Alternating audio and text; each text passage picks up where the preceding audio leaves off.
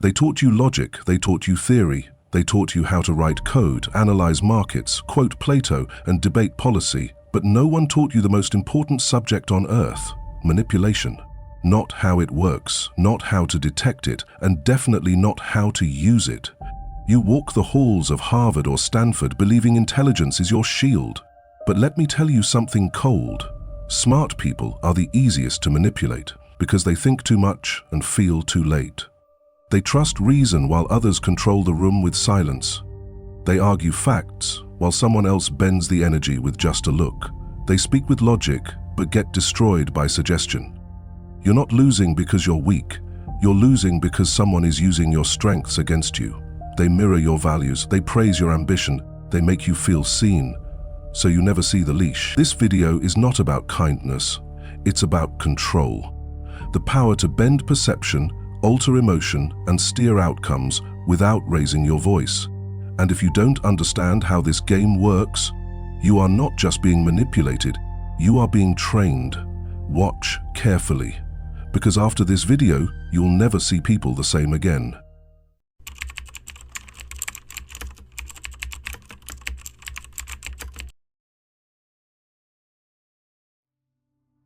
You were taught to speak well, to reason, to debate, to impress, but the ones who win don't do any of that.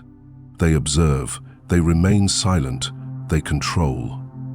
Powerful manipulators never dominate through volume, they dominate through stillness. You think control looks like charisma, but in reality, it looks like the person who says the least and owns the most.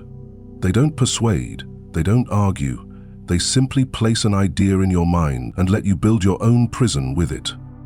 Machiavelli once said, "A wise man ought never to be idle in times of peace." What he meant is this: the real game is played behind the eyes, not in front of them. While others are laughing, performing, posturing, you're watching, learning, gathering ammunition. Control begins with what you withhold, not what you show.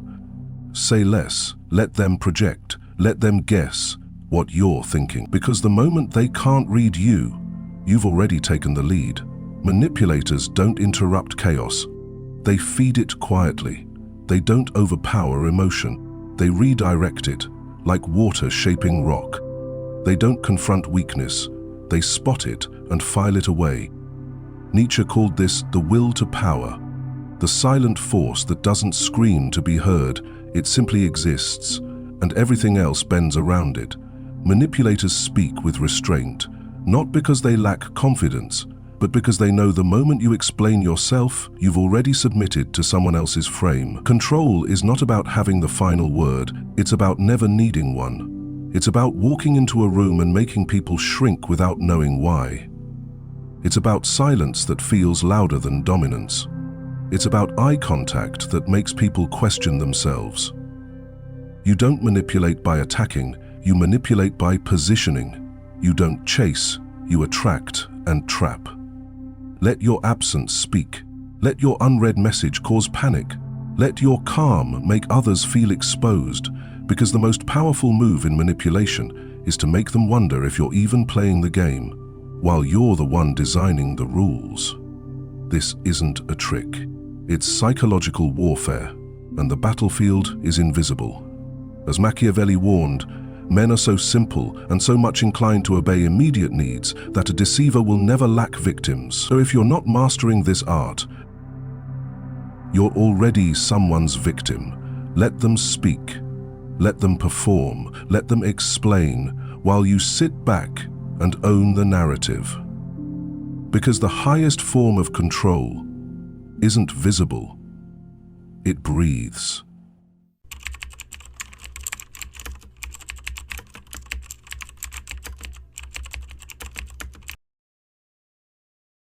They think manipulation is about control, force, persuasion, command.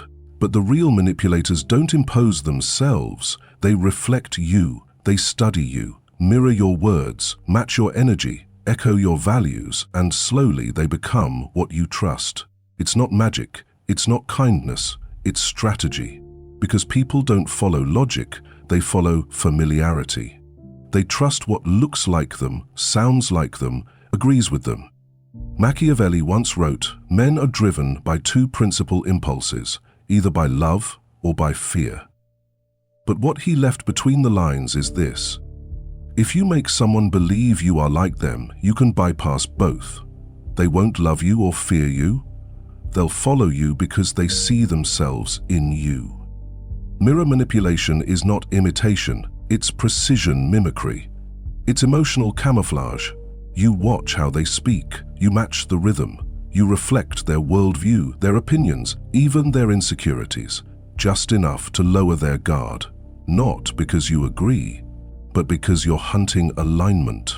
Once they feel seen, they open up, they reveal more, they lean in closer. And now you're no longer an outsider, you're inside the system. This is the psychology of con men, cult leaders, elite salespeople, and seducers. They never begin with dominance. They begin with mirroring your soul. You feel understood, you trust faster, you stop questioning. And that's the trap. Because once they gain emotional access, they steer the narrative, and by the time you realize it wasn't real, your decisions are no longer your own. Nietzsche once warned, "Whoever fights monsters should see to it that he does not become a monster. For when you gaze long into an abyss, the abyss also gazes into you." But the manipulator stares into you, not to lose himself, but to find the shape he must become to conquer you. This tactic isn't loud. It isn't obvious.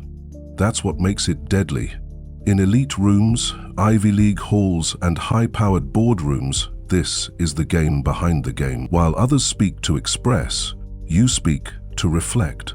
While others try to impress, you become their echo. And when they trust the echo, you lead them anywhere you want. So the next time someone understands you too quickly, check your pulse. You might already be bleeding.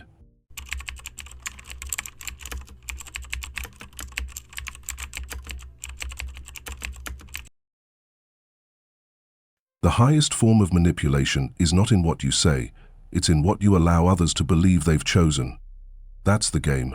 You don't force, you don't argue, you don't convince. You design the frame and let them decorate the cage. This is where weak minds fall, not through fear, but through freedom. Because people don't resist what feels like their idea, they run straight into the trap, proud of having chosen it. Machiavelli understood this with ruthless clarity. Men are more easily governed by appearances than by realities. That's why real manipulators never remove your choices. They simply craft them in advance. They place option A and option B in front of you, and no matter what you pick, you serve their outcome. You think you're independent. You're just playing in someone else's structure. It's the professor who gives you 5 topics, all filtered to shape your beliefs. Ultimate game, it's the employer who offers 2 roles. Both profit the same master. It's the partner who asks, "Do you want space or time to talk?" Either way, your frame is now emotional submission. You feel empowered, you feel free, but every exit door was built by someone else. You didn't choose, you were chosen. This is where the manipulator wins, not in volume, in design. He doesn't block you, he guides you. He doesn't lead you by hand, he leads you by fear, guilt, praise, or silence, and all the while you think the thoughts are yours. Nietzsche once said, "Freedom is the will to be responsible to ourselves." But if your will has been shaped by someone else's structure, what are you really responsible for? The master manipulator doesn't argue. He gives you a question with 2 answers. Both serve him. He lets you choose, and you thank him for the privilege. That is the elegance of invisible control. So here's how to use it. Always design the frame before the conversation. Let them walk into it without resistance. Create dual outcomes, both of which reward you.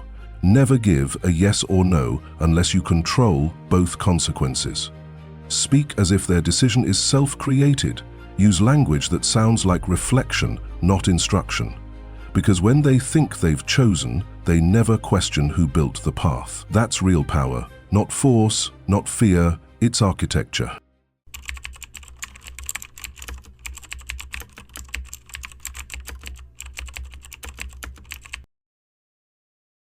You want control? Stop talking. Silence is the purest form of manipulation. because it forces the other person to expose themselves without even knowing it. It creates a vacuum. And people hate vacuums. They rush to fill the silence with explanations, apologies, weak justifications, and nervous oversharing. And you just watch.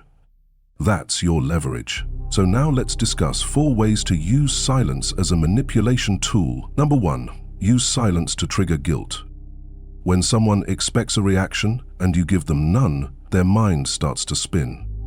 Example, they insult you, provoke you, test you. Instead of reacting, you say nothing. You hold eye contact for a second, then look away, cold, distant, silent. They expected power, but you gave them a void. Now they're unsure, unbalanced, guilty. You flipped the frame. Number 2, use silence to control conversations. Talk less.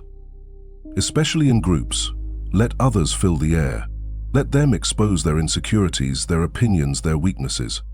When you finally speak, every eye will snap to you. Why? Because you've trained them to listen. Silence creates anticipation. Anticipation creates power. Number 3, use silence in conflict to reclaim power. If someone is emotional, arguing, or trying to assert control, do not argue back, just sit still. Calm, let their energy rise, let them drown in it. Eventually they'll feel ridiculous, loud, unstable, because you didn't move, you didn't break.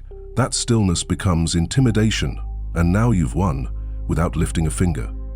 Number 4, use silence in relationships to shift the dynamic. Romantic, platonic, professional. When they're used to constant access, pull back, say less, be slower to respond, disappear for a while. Not out of emotion, but out of strategy. Your silence will make them feel your absence like punishment. They'll question themselves. They'll come closer. Why? Because silence feels like rejection, and humans chase rejection. So the question is why silence works always. This works because it leaves space. And in that space, people reveal who they really are. They beg for validation. They try to impress you. They try to explain themselves, all while giving you full control of the frame. Manipulators use silence not to hide, but to dominate. They say less so others do more. They observe so others perform. Okay, here is the final rule. Speak when it's useful, but always let silence do the heavy lifting. It's not passivity, it's psychological pressure that makes people collapse into your frame without you ever needing to raise your voice.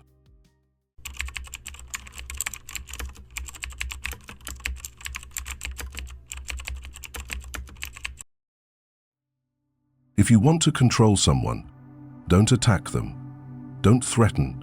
Just make them feel guilty. Guilt is the manipulator's scalpel.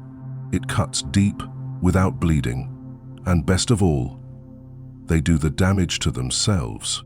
So let's discuss how you should use guilt to manipulate people. The first way is give first, then withdraw. Be generous, kind, helpful, present, then pull back.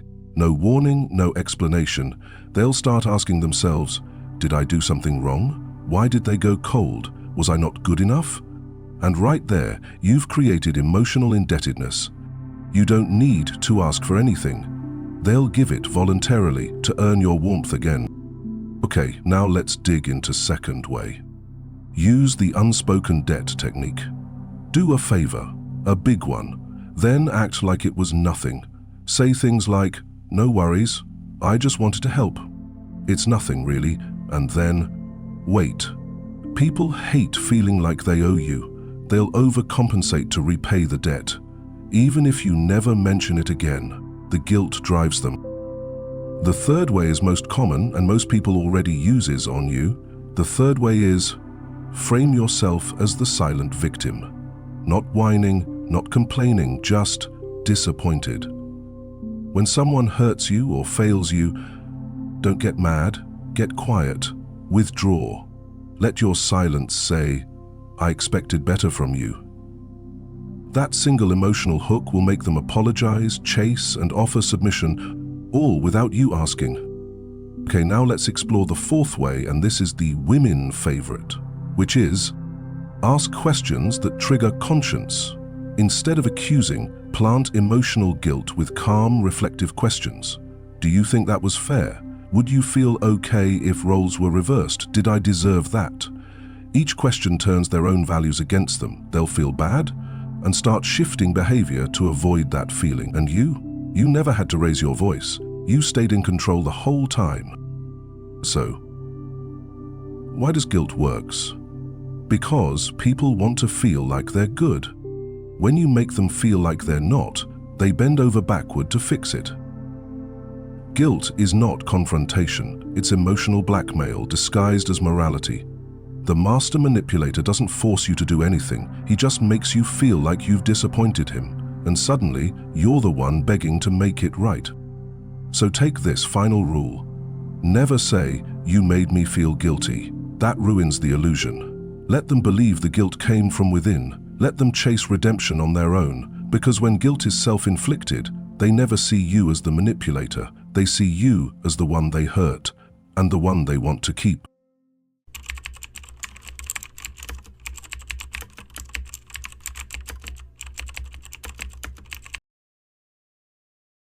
Don't argue with people. Don't try to convince them. Don't beg for influence. Make them need you, and once they do, you can destroy them with silence. Because the ultimate form of control isn't power, it's indispensability.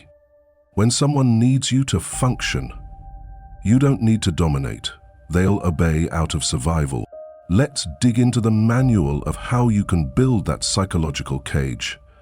Number 1, become their oxygen. Find out what they are truly craving, not the surface level needs they speak of, but the deeper voids they carry in silence. Some are starving for emotional validation, aching for someone to notice them, to make them feel seen and heard. Others are desperate for belonging, trying to find any place, person or group that makes them feel like they matter. Some crave stability, a break from the chaos, a sense of ground beneath their feet. Others seek intelligence, drawn to those who stimulate their mind and offer clarity in confusion. There are those who long for escape, searching for anything that can pull them away from the heaviness of their reality. And then there are the ones hunting for purpose, a reason to keep going, something that makes the struggle worth it. Once you've identified what they hunger for, quietly become their main supplier. Offer them compliments when they need approval. Give them solutions when they feel lost. Drop insights when they crave stimulation. But don't give them everything at once. Drip feed it, measured, controlled, like a drug, slowly administered, just enough to create desire, not satisfaction.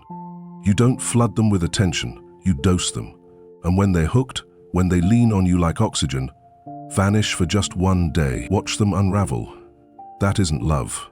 That's engineered dependence with a leash. Number 2, give comfort, then infect with anxiety. Start by being everything they need. Warm, attentive, present, even perfect. Make them feel safe in your presence, like they've finally found someone who understands them without effort. Build that comfort slowly, gently, until they begin to rely on it like a familiar rhythm, and then, without warning, disappear. Pull back, say less, go distant, but don't explain. Just let the silence speak. Let them feel that shift, subtle yet piercing, as if something is wrong, but they can't quite place it. Their mind will do the rest. It will spiral, grasping for answers, overthinking every detail, and in that chaos, a new addiction forms, not to you, but to the comfort you used to give. Now your absence isn't just silence, it feels like punishment, and they'll do anything, say anything, give anything, just to feel that warmth again. That's not connection, that's psychological conditioning.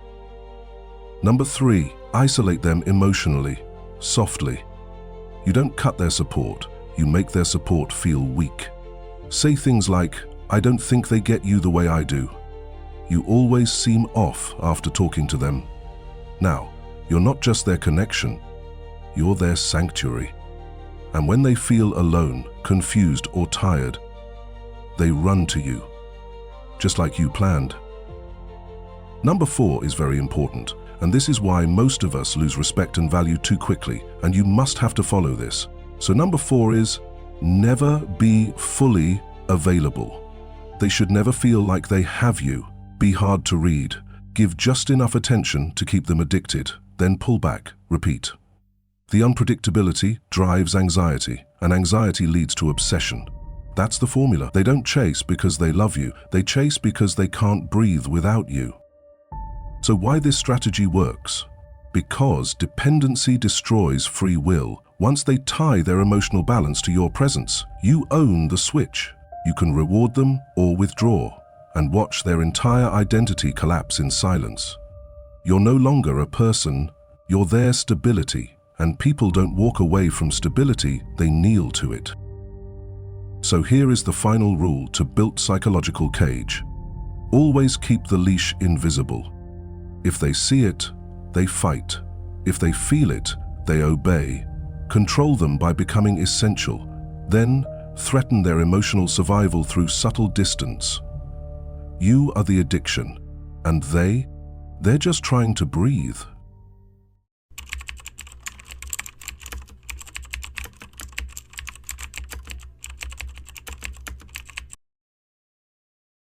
Truth is irrelevant. Facts don't win. Reality doesn't matter. People don't follow what's true. They follow the one who controls the story. If you want to manipulate someone, don't argue. Don't waste time proving yourself. Just tell a better story. One that hits them emotionally. One that gives them meaning. One that makes them need your version of reality because it feels safer than their confusion. Once they believe your story, you don't just influence them, you own their mind. So how do you seize control of someone's mind, quietly and completely? Step 1. Frame the situation before they can. The first person to explain the story wins. You don't react, you define. You don't wait for them to ask what happened. You walk in and say, here's what really went down. And the moment you do that, everything they see has to pass through your filter. Their brain doesn't interpret, it downloads. Your version becomes their reality. That's narrative control. Step 2. Use emotion to bury logic. They won't remember the words you said. They'll remember what you made them feel. So don't just speak, detonate. Wrap every sentence in emotional warfare, betrayal that stabs like a memory, loyalty that feels like a debt, injustice that crawls under their skin. Make your words drip with redemption that tastes like vengeance, pain they can't swallow, and purpose that haunts them in silence. Your job isn't to inform, it's to infect. Make them furious, grateful, obsessed. Twist the knife with nostalgia, set their spine on fire with hope, crush their breath with guilt, because the goal isn't clarity, it's control. A manipulated mind doesn't question, it obeys. It doesn't analyze, it absorbs, submits, and follows. You don't win by being understood, you win by being unforgettable. Step 3. Become the hero. Make them the victim. Every manipulator understands this. People don't want freedom, they want someone to blame and someone to follow. So paint them as the misunderstood, the betrayed, the used. Then position yourself as the one who sees it, the one who gets it. And once you do, offer them protection, offer guidance, offer meaning. They will follow your narrative all the way to the gates of hell, as long as it justifies their pain. Then comes step 4. Rewrite the past. This is where it gets dangerous. You don't just shape what's happening now, you reshape what already happened. Say things like, you didn't fail, they set you up. Or, you weren't weak, you were manipulated. You weren't wrong, you were loyal. What you're doing is reinterpreting their memories. You're corrupting the timeline, and the more they believe it, the more they need you to understand themselves. Now, they don't just trust you. They depend on you to define their identity. Why does this work so well? Because the human brain is addicted to narrative. It doesn't need to be true, it just needs to feel coherent. If your version of reality makes more emotional sense than their confusion, they'll adopt it. You want to own their decisions, rewrite their interpretation of the past. You want to own their future, tell them who they are. Because when you control the story, you become their subconscious. And here's the final rule. Never defend yourself. Never argue your version. Just tell it with confidence. Repeat it. Embed it in silence, in glances, in pauses. And if they resist, just wait. They'll come back. Because your version makes more sense than their chaos. And people will always trade freedom for a story. that comforts their confusion.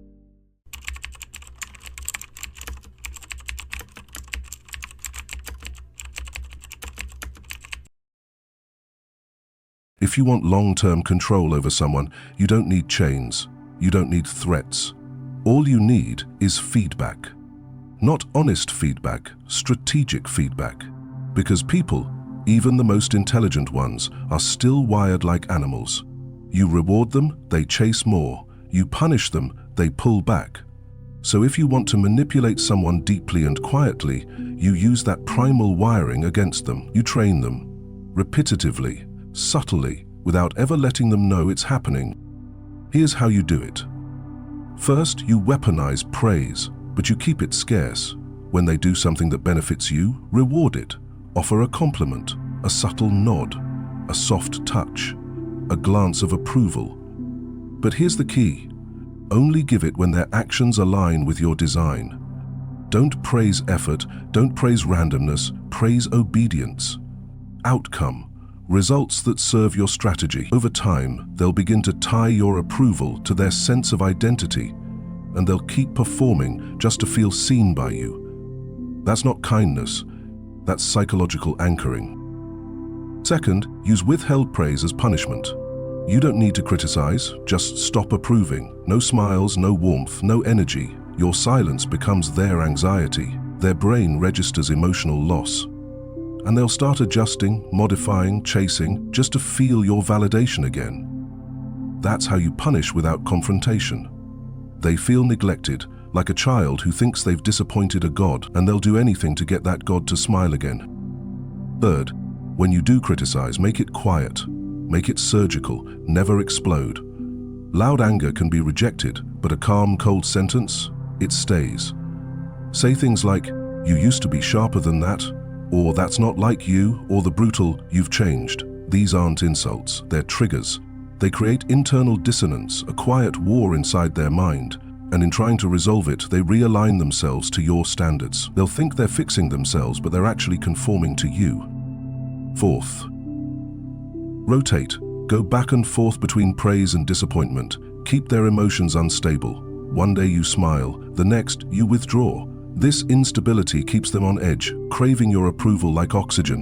They can't relax, they can't feel secure, so they keep performing, and not out of inspiration, but out of fear.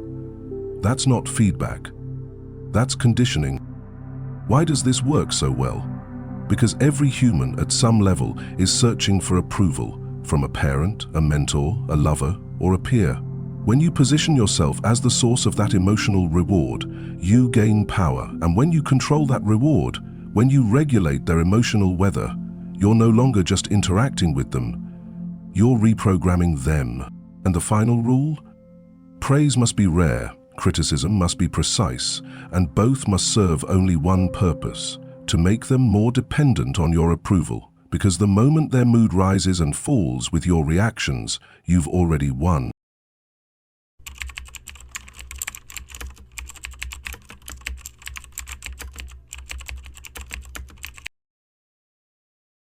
Nothing creates control like disappearing. Not with emotion, not with goodbye, not with explanation, just gone, withdraw, quiet, strategic.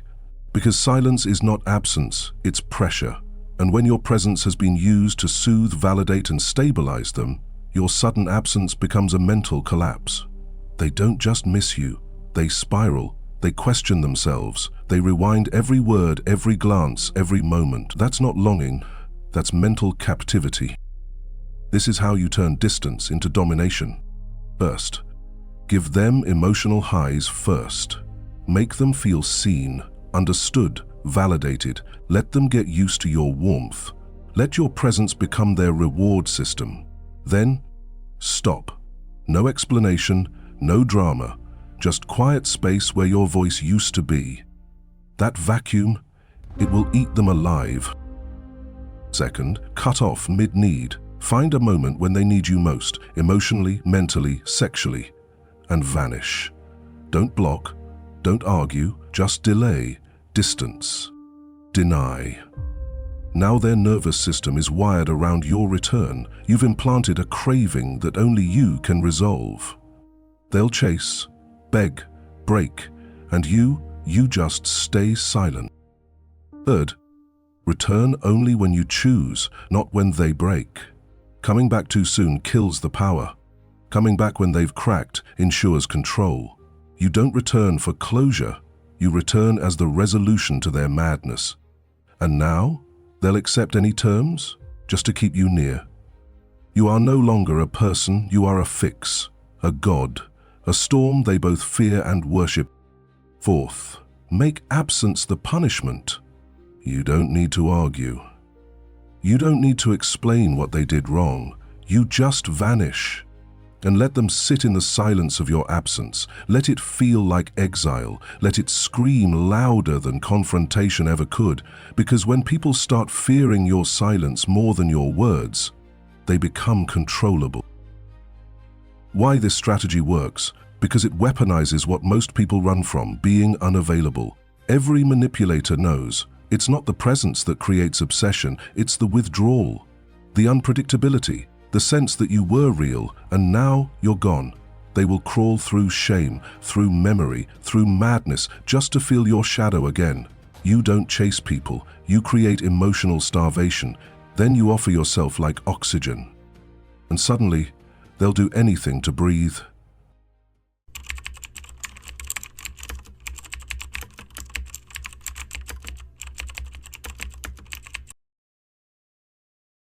You don't need weapons, you don't need threats, you don't need noise, you need leverage. And the sharpest form of leverage is the target's own mind. They'll hand you their fears, their ego, their patterns. Your job is simple, turn it all against them. That psychological reversal. You don't overpower, you invert. You don't destroy them directly, you set up the conditions for them to destroy themselves, while thinking it's their choice. This is how you reverse their mind into your weapon. First, find their trigger, then let them trip over it. People tell you what hurts them. You just have to listen. They say, I just hate being ignored. I've always been afraid of not being enough. Perfect. Later, when they step out of line, you don't fight. You just activate that trigger through tone, distance, subtle disapproval, and watch them implode internally, blaming themselves for the fallout. You didn't manipulate them. You let their trauma walk them off the ledge. Second, reframe their strength as a flaw. Make them doubt what they're proud of. You're always so confident, it's a little fake sometimes. You're the smartest one in the room, but why do you always need to prove it? Now they don't trust their own identity. They second-guess their strengths. Their anchor becomes sand. You didn't insult them, you reversed their self-picture. That's psychological demolition. Third, agree with their insecurity, gently. If they say, sometimes I feel like I'm too much, don't correct them. Say, it's crossed my mind, but I never wanted to make you feel that way. This plants the seed that you see what they fear is true. It burns slow, it rewires them, and they begin editing themselves to fit your comfort. That's not growth, that's submission. Fourth, set the trap, let them blame themselves. Give them space to choose wrong. Let them think they're independent, then back away once they slip. When they ask why you went cold, say, I didn't want to be the one to tell you, I just hoped you'd see it yourself. Now they spiral. You didn't punish them, you let them punish themselves with the guilt of disappointing you. That's not control, that's possession. So, why this always works? Because the most powerful manipulator doesn't have to speak much. He installs doubts, flips frames, lets people react, and then calmly watches as they fall on their own sword just to feel accepted again. They'll beg for clarity, they'll seek reassurance, they'll trade their peace just to realign with your world. And you never raised your voice. You never pushed. You just became their reflection, then shattered it. You're not here to be liked. You're not here to be understood. You're here to win quietly while they never see you coming. You've learned how to bend perception, to implant suggestion, to trigger guilt, to rewire memory, to disappear and leave panic in your absence. You don't fight chaos, you become its architect. You don't break rules, you write them, in ink no one else can read. This isn't manipulation for survival, this is manipulation as art. While they scream for attention, you sit in silence and watch their mind crumble, trying to decode yours. You no longer chase, you no longer justify, you no longer explain, you observe, you design, you vanish. You return only when it's strategic. Your presence is currency. Your absence is punishment. Your words are programming. You are the cold front, the winter in the room, the mirror that reflects and then erases. They won't forget you, even if you say nothing, especially if you say nothing, because once you've controlled their emotions, once you've rewritten their story, once you've flipped their mind against itself, you don't need to finish the war, you already live inside them. That was for today. Make sure to subscribe the channel so you could learn best about life. Stay safe and stay happy.